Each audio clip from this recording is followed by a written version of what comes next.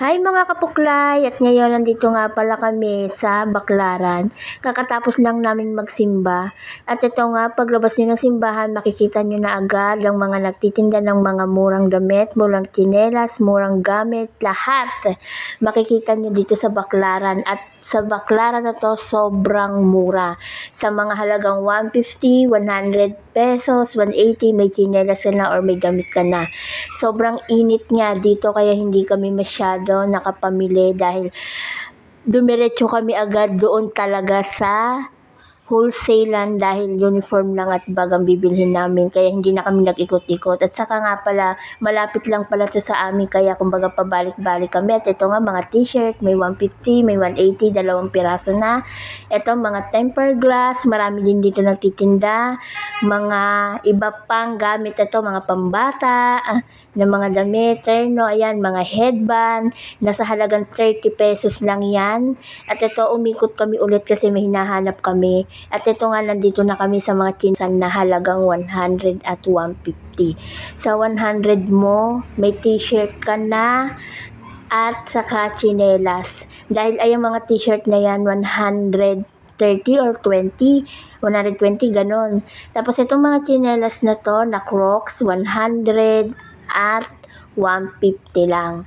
Kaya dito sa mga naghahanap na mura diyan dito sa Baclaran marami. Ito din napunta na kami dito sa mga bilihan ng maleta at bag dahil dito nga kami dadaan para makarating kami sa aming pupuntahan. At ito nga sobrang init for the lechon kami. At ito mga relo, ayan, ito sa mga nakakapunta lagi sa Baclaran, alam nyo tong way na to. Sobrang layo din kasi nung bilihan ng mga bag na wholesale. At ito, meron bago kayo pumasok sa wholesale, makikita nyo yung mga white t-shirt na tingi-tingi. At ito, nakarating na kami sa wakas sa sobrang init na para kami nililitsyon. Dito nga pala yan sa pinakadulo ng Baclaran. Alam nyo ba, pag nakakapasok ako dito sa loob ng mga wholesale, sobrang nalilito ako kasi ang daming ang gagandang damit. Bukod sa magaganda at ang mura pa.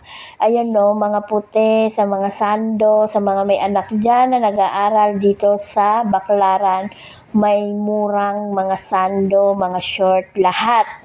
Kaya dito kami palagi namimili lalo na mga pangpasok kasi dito maganda naman siya pero sa mga katulad natin na nagtitipid at okay naman yung tela niya, ang quality, Baclaran na lang. At ito na nga, nabili ko na ang uniform ng aking pamangkin na makulit.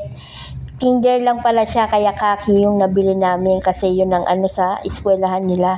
At ito nga, ang dami pa naming hinahanap dahil nga kulang pa kami ng uniform ni Ambi. At yun nga, nabili ko na rin yung uniform ni Tantan para sa kanyang school. At ayun nga, nagtatanong-tanong kami kung saan pa. Kasi ngayon nagkakaubusan talaga ng uniform, lalo na sa pang-adult. Kami ni Ambi, Diyos ko, ilang ikot kami para makahanap ng kanyang uniform dahil sobrang hindi sila ngayon nagbibigay ng uniform. Kasi sabi nung binilhan namin ng uniform ni Ambi, talagang ngayon hindi sila masyado nagbibigay kasi nga sobrang dami nang namimili ng uniform kaya nagkakaubusan.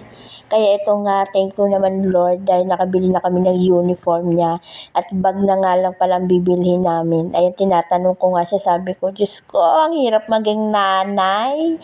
For the bili tayo ng mga gamit. Ito nga, nakarating na kami sa bilihan ng bag at may napili na nga ang Ambi. Ayan niya, ayan, yung violet ang napili niya kasi sabi ko, yung violet na lang para pang teenager at maraming bulsa. Pwede siyang maglagay ng mga ballpen, lapis, lahat. May secret pocket pa yan. Kaya mas nagustuhan namin yan.